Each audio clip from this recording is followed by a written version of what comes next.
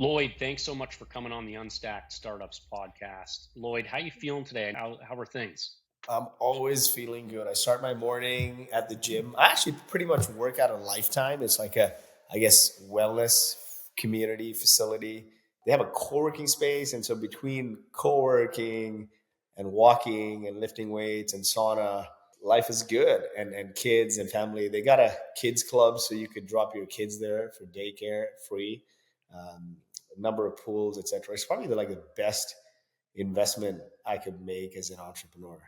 That's great. Lloyd, where is this? Where are you located? I'm right now in Austin, Texas. Okay. Home base is San Francisco. It's interesting you bring things up with that because I know that you are you're a huge community guy. B, you're one of the strongest, I mean physically strong dudes that I know. So Thanks. it kind of marries the two things together there. But Lloyd, for the purposes of this conversation, we can get into the physically strong stuff later on. From a community perspective, you've built one of the most successful tech startup communities in the world. You built a massive community of over 100,000 entrepreneurs, innovators. What inspired you to start that? How did you get that going? What was that? Dating back, right? So I was born in Kuwait. I was a refugee of the Gulf War. That's how I ended up in the West. My mom grew up in Mumbai, India, in a slum. And as a kid, my summer vacations and holidays were spent in that slum. And as I look around in that slum, like going to the restroom was a communal activity because you'd stand in line every time you needed a bathroom. Pumping water was a communal activity. Watching TV was a communal activity. Because like these slums, if you like just Google search, they're like little shacks facing each other, right? And what's really interesting is in the summers it would rain a lot, and the puddles would turn into ponds and kids would swim in there. At the end of every summer, at the end of the holiday, every time it was the time to go back, I'd like grab my parents by their feet and be like, leave me here. I don't want to come back. Then a few years later, Kuwait was hit by the Gulf War.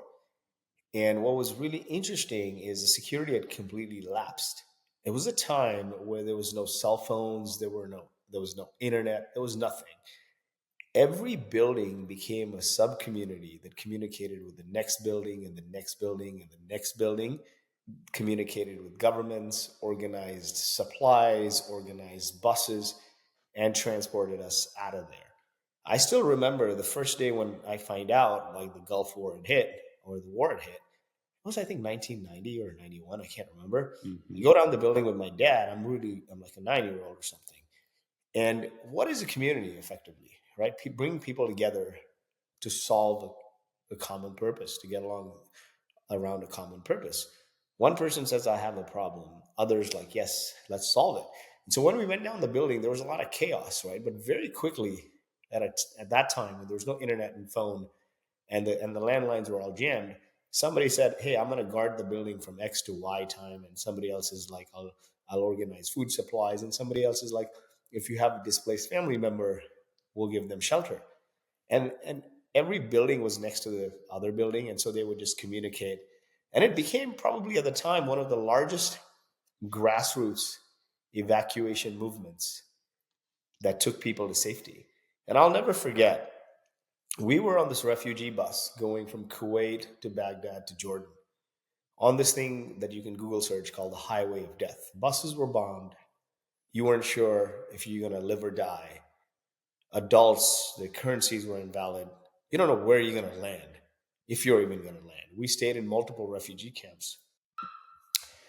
And the one thing, though, was constant when you looked around the faces of the people. They were laughing and singing and playing the guitar. That day, I realized something really, really special. And it was very similar to what I saw in the slums of Mumbai.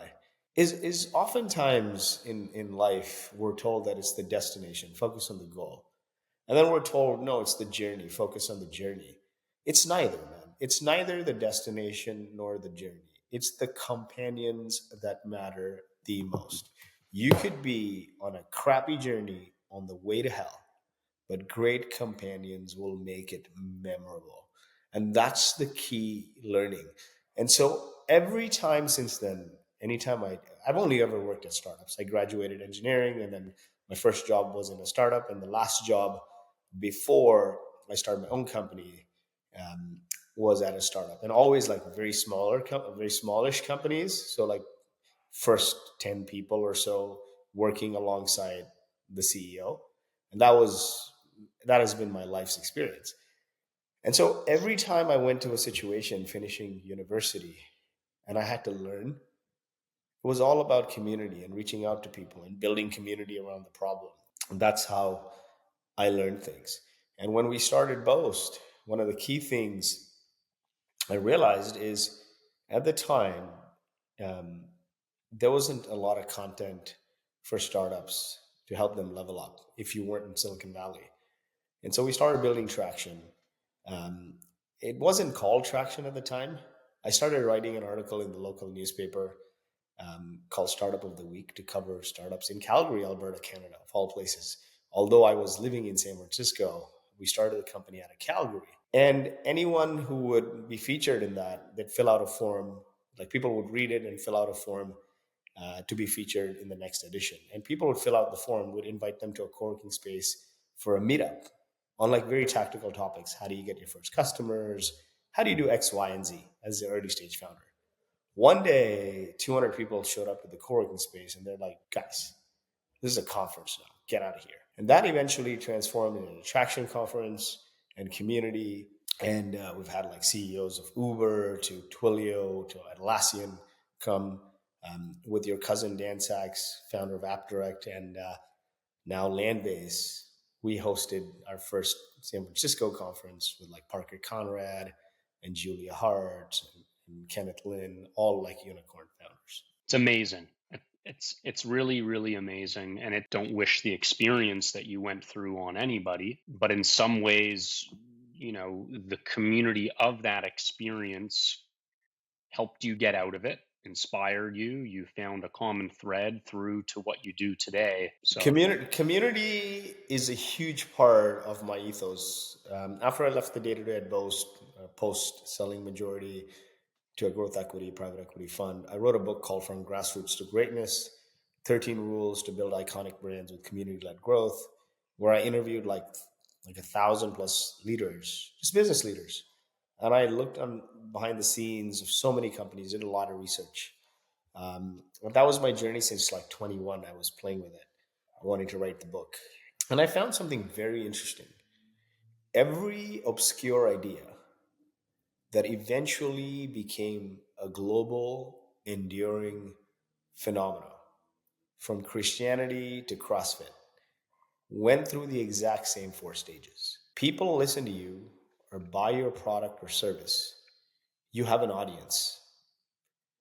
When you bring that audience together to interact with one another on a cadence, it becomes a community. it's amazing. And Lloyd, so yeah, just to reiterate to the audience, your book From Grassroots to Greatness outlines 13 rules for community-led growth, which is extremely powerful to solving problems, to building businesses, to everything in between. Is there one that is particularly stands out to you, or that is deeply tied to your own personal journey?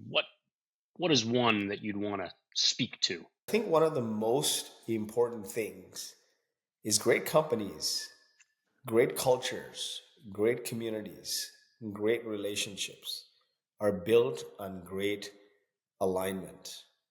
Alignment around purpose, alignment around vision, mission, and values. Most relationships, they don't fail because of conflict. Conflict is the lagging indicator. It fails because there was a misalignment, a fundamental misalignment around values and purpose and vision and mission.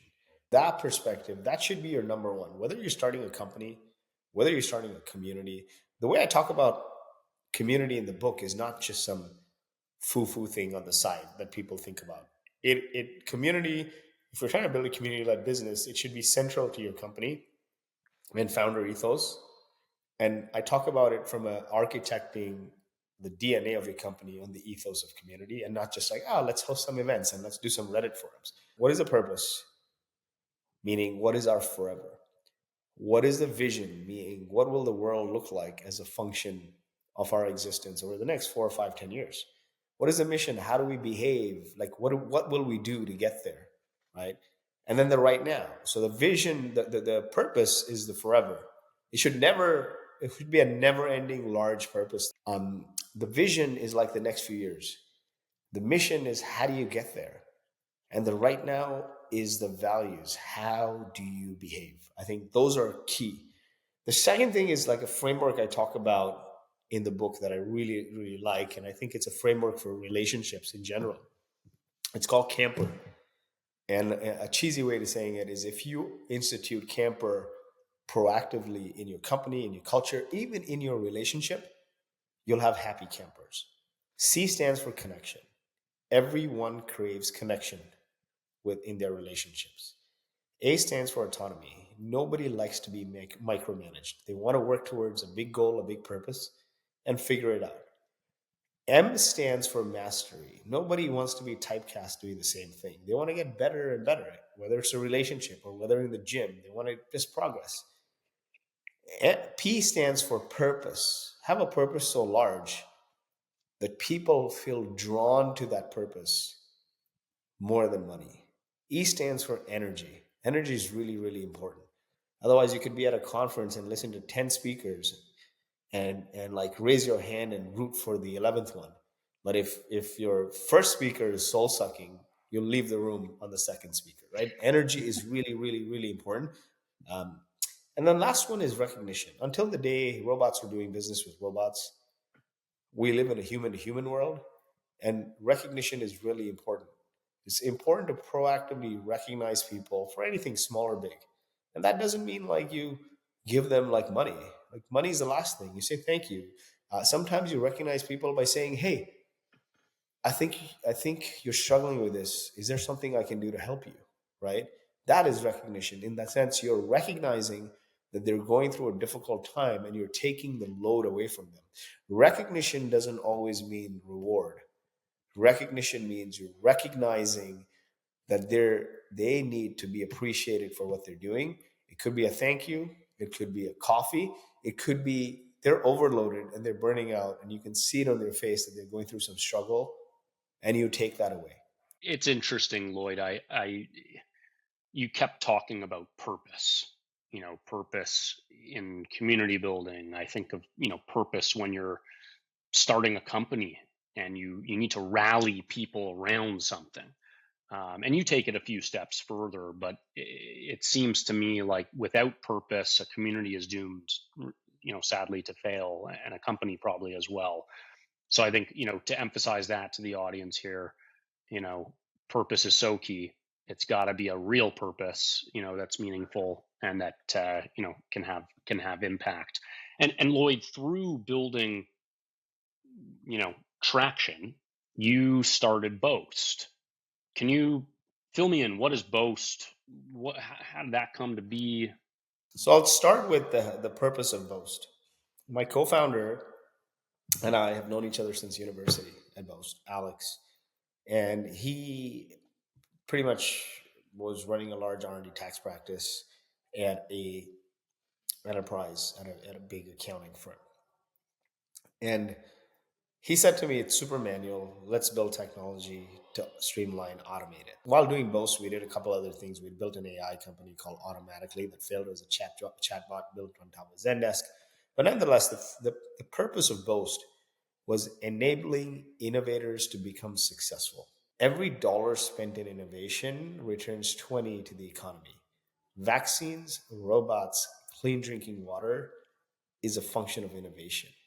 Yet, in the last 15 years, more than 50% of the Fortune 500 have evaporated. 99% of the innovations, they die on the vine for two reasons. There's no resources, lack of resources on how to drive innovation and take it to market, and lack of money. And so the purpose of that was to help innovators become successful. And the mission then became, how do we do it? we would give them non-dilutive capital by accessing their R&D data, their technical project management systems, etc., stitching it with their financial data, and then applying for government funding for R&D tax credits. And then we had a warehouse facility that could also lend to them so they don't wait a long time to get from the government. And then the resources portion, we would fill that gap with the traction community. So they'd meet other entrepreneurs, innovators. And our values there were like transparency and reliability and community and velocity, right? Velocity meaning moving fast in the right direction. Community, obviously, and then transparency is like you say crap to each other's faces and you're clear. Reliability was very key. Is like we can't have if we have the best AI in the world, but if our customers got denied of that money, then we're not reliable. It's interesting, and I think for the audience to be aware of, you built that into over 8 figures in ARR. Sounds to me like the way that you built community attraction, the traction community, and the way that you built a purpose, a mission, a vision around Boast. There's some similarities there in terms of that framework. Correct me if I'm wrong. I believe over $100 million in capital, which is a rare feat. I mean that capital I think that talks about in the media, it's over a variety of things. One, we sold a majority stake in the company. A portion of it was that, so it brought us founders some liquidity, which is great Sure. because we bootstrapped the company. Me and my co-founder still own nearly 20% each of the company. That's great in itself, being a bootstrap company. But also a lot of that capital was a warehouse facility, like basically debt, to lend companies money by securitizing the R&D, so they don't have to wait X number of months from the government to pay back their R&D tax They would get credits. it relatively immediately, and then Yeah. yeah. No, but still an incredible accomplishment, an incredible feat, and I can imagine huge personal sacrifices, challenges in building Boast, getting it off the ground. To other entrepreneurs out there, other founders, are there a few moments that come back to you from slogging away and getting that thing going that you'd want to share, or that words of encouragement for others? I think it's hard. Anything worth doing is extremely, extremely hard. If it was easy, everybody would do it, right? You're paid the big bucks because you take outsized risk. And it's not like you play the lottery and you win it next year. Sure, it could turn out that way, like Instagram. But nonetheless, you have to prepare yourself that it's going to be a long freaking slog, right? You have to prepare that it's going to be a long slog and you may or may not be successful. That's the risk you take as an entrepreneur. And so, one of the key things you need to do is prepare yourself for the journey. It's going to be a long slog, but this is so essential that you don't have yes people around you. You see this with like even Conor McGregor, right? Like he reached an all-time high as an MMA fighter, made a lot of money. And then he had all these yes people who would just commiserate in his miseries and goad him into doing bad things. Even John Jones, pick any athlete, they've all had this nice people. Make sure you're deliberate, especially as a founder. Find people who are good people who say things as it is. It may feel a little confrontational and hard, but it leads you down the path of making good decisions that are better. Because nice people may lead you down the wrong path, and you don't need nice people. So that's number one. The community, the companions. The second path is the second thing is creation. It's very important to create, right? Yes, at work you're creating technology, but take the time, whatever you do outside of work, right? That the 5 to 9 that you do sort of makes you creative in the 9 to 5. So learn new skills, create stuff. Airbnb's two of my favorite CEOs of all time, Brian Chesky of Airbnb and Steve Jobs. They both have design backgrounds, right? And so learn to create. Everything in the world is designed. It may be poorly designed, it may be well designed, but nonetheless, everything in the world is a design. It's an experience that's designed. intentionally or unintentionally, but definitely either poorly or well designed. The third thing is communication. The job of a leader is to build, inspire, and motivate a team to deliver. Deliver is the output, it's the lagging indicator. So if you don't treat people with love and help them grow, how will they treat your business with love and how will your business will grow? Right? And so the job of a leader is to constantly communicate, to evangelize people, to inspire them, to energize them, the camper stuff. People who are energized, a small group of people who are energized by an unshakable faith in their purpose can move mountains. And I would say, like, your community or your companions, communication, creation, commerce, the ability to sell. Every founder needs to learn to sell. And maybe you're a technical founder, maybe you're a design founder, but nonetheless, talking to customers and the ability to drive commerce is key. And the fifth thing, without number five, the fifth C, you have nothing. You may have the best companions and the best creation and the best communication and the best commerce, ability to sell and learn about finance and all of this stuff. But if you don't have consistency, you will fail. Anything great takes a long freaking time, right? And like sometimes people think that they'll raise a little bit of money and like it's smooth sailing. It's not, right? Everyone has a plan until you're punched in the face. There's lots of uncertainties that'll come up. And so consistency is key. It's like Rocky Balboa says, right? In the Rocky, I think it's like four, maybe, Mm-hmm. or five. He says it's not how hard you can hit, it's how hard you get hit, It's one of my and favorite quotes. and you can keep pushing forward. And if you combine that, I used to train MMA in my younger days, so I love like contact sports, and I bring that a lot to entrepreneurship, like athleticism, and so you combine that with the everyone has a plan until you're punched in the face. So it's a very good like philosophical business quote, right? And so consistency is key. Consistency is the secret ingredient that turns small actions into big outcomes. You just make little by little progress, and you'll move mountains. Overnight success is nothing but compound interest on consistency. All off that, running stacked SP for the past, over a decade now. You have strategy discussions. You're trying to figure out how do you, work through this issue or that win or this customer or that employee. And oftentimes I'll ask my wife for advice and she'll tell me it how it is. And oftentimes I'll disagree like hell with her, but she's always coming from a good place and always says it straight. If you have a question as a startup founder, go to your partner, someone who you think is going to tell you it's true. But not Um, it's not necessarily always that way, right? Like because some spouses and some partners commiserate in each other's miseries, right? Like and sure. that is very, very key, and I've seen that. I'll tell you something very interesting. Me and my wife are extremely type A. She is a professor of medicine at Stanford, ER physician. She got into med school in second year of undergrad without MCATs. We are extremely type A, and we get very, very heated in our discussions because we come on either side, right?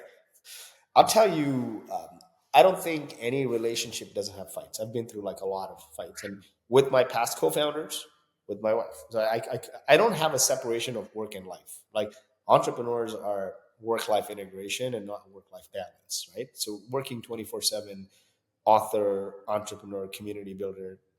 What's important is to have the truth and honesty and show somebody the mirror because nothing is black and white. We're all shades of gray. Yeah. Nothing in this world is black. You can't be 100% right, and I can't be 100% right.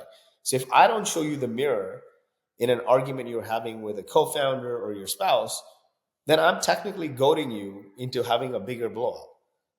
And having Yes. those kinds of people around, it's very important that you shed yourself of that kind of baggage. Yeah. Fascinating. And Lloyd, I just want to hit on something. You talked about consistency, and then wrapped up into consistency, you were talking about, the famous quote from one of the Rocky movies from Sylvester Stallone talking to his son. there's a resilience that I hear in your voice, a grit, a scrappiness, expectation that you're going to be knocked in the chin 100 times over the next year, 10 years, whatever else, but you're just going to keep freaking fighting forward. Where the heck does that come from? Like a lot of people get punched in the face and they're like, all right, yeah, I'm just going to kind of lie down and put some, the band-aid on my cheek. But like, what's the scoop? I don't know, man. I think it was just how I was raised. And here's the thing, right? I'm at loggerheads with a lot of parenting and schooling, right? A lot of parenting and schooling is about giving people rules to follow and goals to achieve to get to an end outcome and keep checking boxes.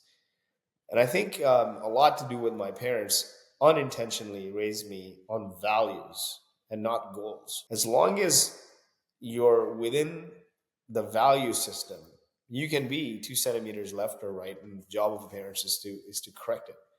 I think that is central, right? And so acting according to values, even in the toughest time, showing up according to your values. And so if your value is transparency, and there's like some crazy thing going on and people need to know, would you hide it when it's against you, or would you bring it up? So that is key, right? Acting according to values is one thing. Get Again, back up. Keep, yeah, yeah, you're yeah. never going to keep me down. That is the number one trait you need to have as a entrepreneur, right? And one of the key things I feel that keeps me in that mindset is fitness. I go to the gym the first thing in the morning and I try to lift as heavy as I can and push myself. But here's the thing, though: this sort of growing pains is thrown around so frivolously, right? Growing pain is the ability to take on hard challenges and overcome them. As a function of overcoming hard challenges, you get stronger. Growing pain is not doing something stupid and then having to deal with chaos, right? The former makes you stronger for the next ride, and the latter is a freaking distraction that makes you weaker and burns you out. Like you got to do something about it and move forward. I think from the different things you've talked about, Lloyd, you clearly there were values that were a part of your life growing up, and you built this resilient muscle, through when you were a young kid, slums and war and everything else that in some ways has I don't know if you can even say this, but has helped you in certain ways and has given you these superpowers. Lloyd, I want to shift gears for a quick moment here. You you're building something new. I know it's in stealth, so I don't know how much we can kind of talk about here, but I know you're also very passionate about agentic AI. I've been playing with AI since the early days, automatically using case-based reasoning in 2013, 14, right? When it was like went from rule-based to proprietary models to GPT to co-pilots to now agentic. I think technology is at a place right now where you either innovate and thrive or stick to the past and die. Every company on this planet is a product company. Product that delivers value for customers drives revenue.